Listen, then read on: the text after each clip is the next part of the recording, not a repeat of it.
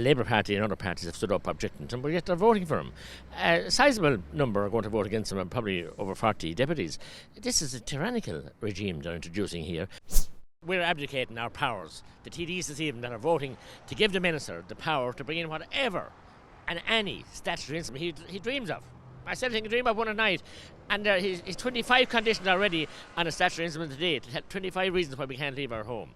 I mean, that's not the way to deal with things. In here, we have to have scrutiny of legislation. We are trusted by the people to debate it and to deal with it properly in time. We have 48 hours notice of this legislation, so we're giving the minister the power to do any statutory instrument to decide that Ben Scallon and your good friends here and us can't meet here in the street. We might be doing something.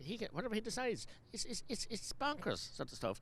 And he admitted today it was draconian, and if he was in opposition, he'd vote for it. It's such a thing to say. But this minister is elected deputy for Wicklow, but he's kind of a mercenary, as far as I'm concerned.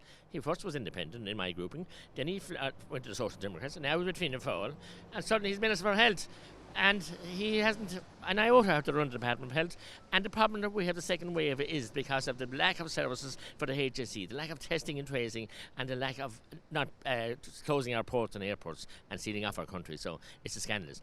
Labour Party and other parties have stood up objecting to him, but yet they're voting for him. A sizable number are going to vote against him, probably over 40 deputies. This is a tyrannical regime they're introducing here.